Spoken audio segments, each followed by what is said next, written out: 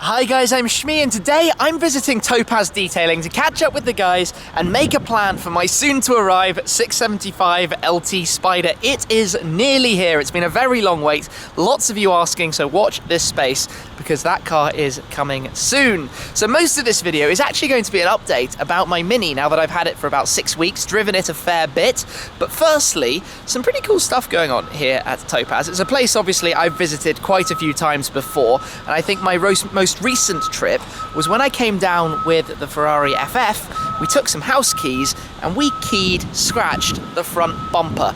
That was definitely a video that made a lot of you cringe and quite a few of you let me know in the comments, but it was a lot of fun to do it and it truly demonstrated how paint protection film saves these cars. And that is why my previous 2 times were to put film full coverage over the whole body of my 650S Spider and then my 675 LT Coupe. So the Spider is going to be no different. We will perfect the paint with some detailing before we protect it with full paint protection film, which just means stone chips, small scratches, any sort of bags if people walk past your car on the street or at events won't do as much damage as they otherwise might, and it's just film that you can then change if needs be. So it's a wonderful service Topaz offer, and in fact, they're actually expanding operations. It used to just be 1 unit, whereas now they've got a new one. So this is just going to be detailing, and the other unit just up is going to be protection film. So there's a lot of space for some cool stuff to go through the doors.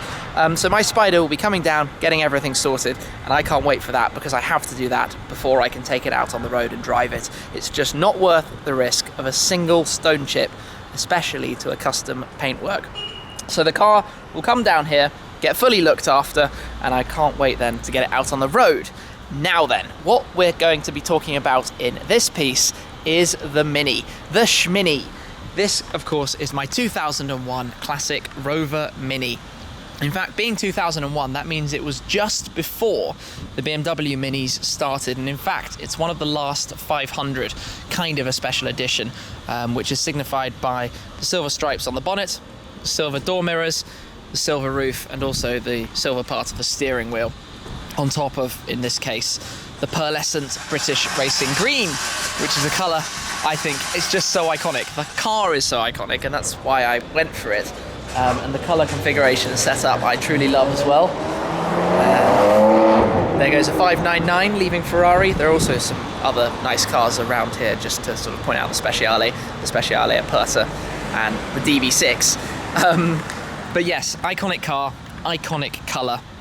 And I bought it, well, 5 or 6 weeks ago.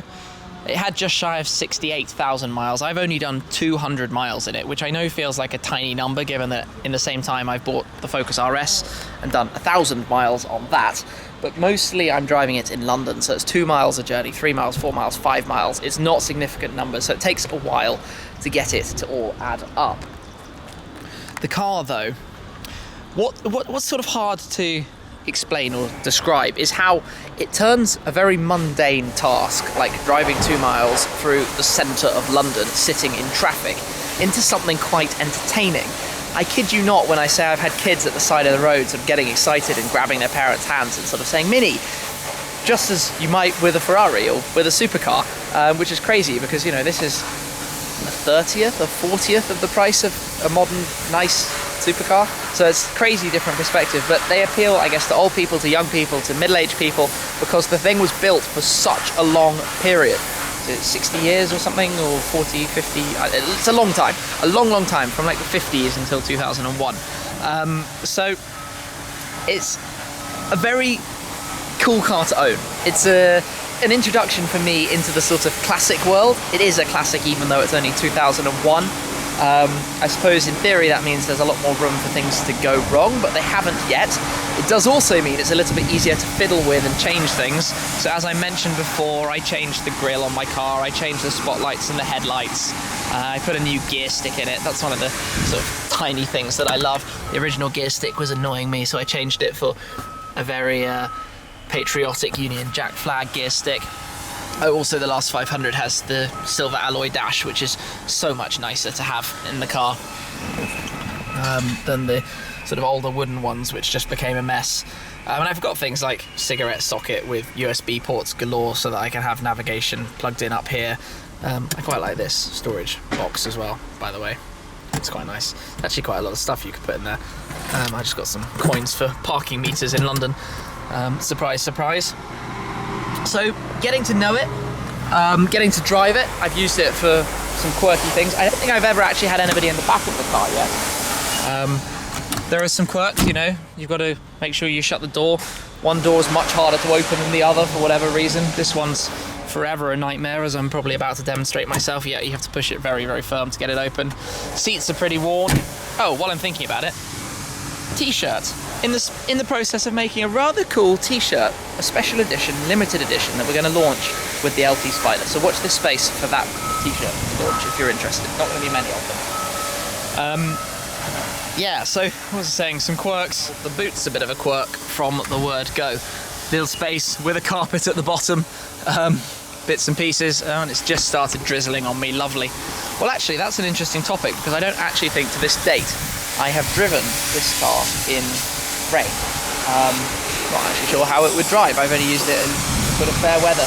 There are things I would like to change, like I'd like to put a new windscreen on it, and then get a tidy surround around the outside. That shouldn't be too hard to do, but probably not something I can necessarily do myself. But for the minute, let's jump in. Actually, I'm gonna jump in with the camera rolling.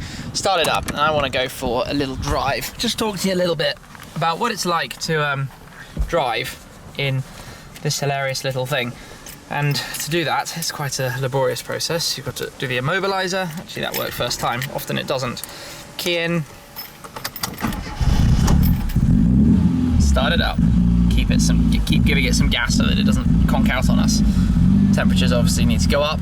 Fuel gauge, inaccurate as you can imagine. It's permanently showing empty. I probably should get that fixed because I've got no idea how far I can go till empty, and it's probably actually about to conk out, so I should go straight to a fuel station and sort that. The clock also is never right. And what else do I want to change? I want to put an iPod deck in here. Not very original or time appropriate, but I think it would be quite fun. So, let's go for a cruise. So then, we don't have any air conditioning in here, which is always frustrating. In winter though, it does have a heater. You can just sort of get some cold air blown at you when you actually drive, but obviously in London you can't ever get enough speed that you get that happening. Clutch is kind of okay, no power steering, but it's kind of a driving style. You just get up and go. You don't stop and worry about things. You just sort of, you know, make a move and get on with it. 4 gears, 4-speed gearbox, H pattern, so that's pretty easy to deal with. I've literally got stuff going everywhere at the moment. Very harsh on speed bumps, so I'm going around some speed bumps here, and it's really, really low. So going down ramps and garages and things, you notice that you can hit the bottom, either the front or the exhaust on the back. They're fairly inexpensive parts, so if something happens you can change it, but it's best avoided. And because the track's so narrow, it's quite hard sometimes to get either side of a speed bump as well. So basically you can't do that much of that. You just go around everything, but then it's so small and pointy that it's easy to do. You just, round we go. Well, off we go again then, and you probably can't see it, but I've just pulled out with an F12 TDF. The TDF just went that way. Yeah, that was cool. So I filled up the car, and the gauge is actually showing full, but I only put 12 litres in, and I think there's about 20 litres in total. It's pretty hot with the window up, always is, even though it's wet. I mean, it is summertime, it's low 20s maybe here. But for pootling along and just driving around, apart from probably a lack of much by way of safety because there's not much around you, this is just the normal car. It's just fun though, you know, give it some gas. It's not going to go anywhere quickly. 0 to 62 is like 12 seconds, 12 and a half seconds. But the way it goes about it, it jars you when it bumps, but there's something about it that's just a lot more characterful than, you know, to me it's exciting to drive in a way that, you know, a normal general, dare I say it, diesel hatchback or something just wouldn't be. So if I'm going to sit pootling around on roads that I'm not going to enjoy myself on in a normal car, why not do it in something a little bit sillier? it's hard to explain. I just love this thing a lot, and I intend to take it on a quite significantly bigger adventure in the not too distant future, probably across the Channel Tunnel. I'm not entirely sure if that's a sensible idea, but sometimes you've just got to go out and try, and if you don't try, you will never know.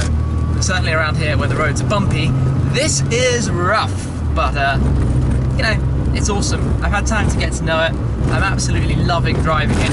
It's a nice, it's so bumpy, isn't it? It's a lovely thing to have as part of my garage, my sort of lineup of cars, one that's older and a little bit silly and a little bit small and fun. Oh, and there goes a Hurricane Spider. It's clearly my day. A TDF and a Hurricane Spider out on the roads in one clip, a few minutes apart. That will do. Perfect car spotting car. Yeah, but just bumbling around. I could bumble in here forever. It's entertaining. So it will stick around, I think. It will stick around for a while, and it wears the 87 TV plate proudly.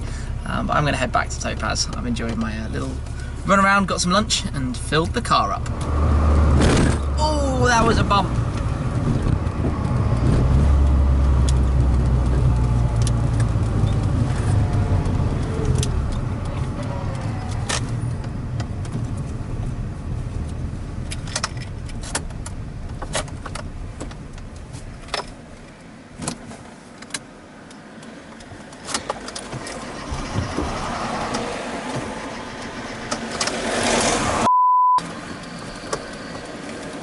Oh, bummer. This is what happened. So that bump was really, really hard and basically conked out the engine. Now, it sounds like it wants to start, but it's not getting enough fuel. So I don't know too much about these things. Phoning some friends, getting some help. Let's see where we get to. I guess basically this is the other side to classic car ownership. So I was just raving about how wonderful everything was. And I've now got the AA on the way. So I was a little bit in shock and not really sure what was going on at first. I'm hoping this isn't going to be too dramatic, because it's so new. I hadn't actually yet got around to sorting out membership. I do have that now. It costs a little bit more, but I need it anyway, so I'm signed up now for a year. For unlimited call-outs, because you never know, might need another one. And hopefully somebody's going to come along and work out what's going on in here and get it running again. If they can't get it running again, it will have to be taken away on a truck. It's now a really windy afternoon, sorry about that. And we shall say farewell, and I'll get a taxi back to Topaz to see the guys again. That's not what I want to happen. Oh, that's so annoying and unplanned.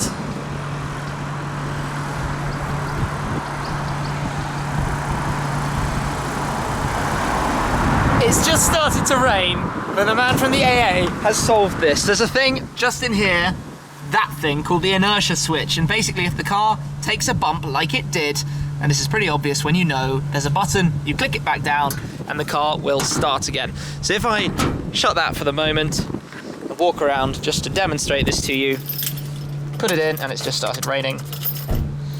Oh, it would help if I do the immobilizer, start it up,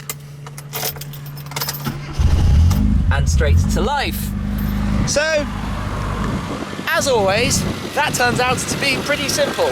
No idea what it was at first, and it's a button to press. Could have been the fuel pump, could have been the fuel lines, could have been goodness knows what. The world of classic cars, hey, the world of classic cars. Well, I'm gonna get out of the rain and get back to wrap this one up. We are running, and I'm on my way back, and this all feels so stupid, but hey, that is basically what it's all about. It's a learning game, a learning process. I will discover things that I didn't know before. Oh well, it's half the fun. You have to know that every time you take a car like this out, you're living a bit dangerously. I think that's just the way it is. I might rethink my long trip I'm intending to do in the car though. Just in case anything does go wrong, although I do now have coverage. Ah boy. Do you know what? Even things like that don't seem to turn you away from owning something as cool and fun as the Mini. But it is kind of ironic that in my video talking about the car and how well it's going, I would go and effectively break down. It's just absolutely typical. I still love the thing, and I'm very happy with it, and we'll drive it lots more. And now I have a better idea of what to do in case anything does go, well, in case the same thing goes wrong with it again. It's just a little bit of a silly way to have spent an afternoon. Anyway, I'm back here. We will continue our plans for the LT Spider. Watch this space. It is coming very, very soon. The Schmini's awesome. There's going to be a lot more with it. Hopefully, if I take it on this adventure, I might even drive it round a track. Not sure if that's a good idea, but you only live once. Let's see. Thanks for watching, guys. I will catch up with you again very soon. Cheers.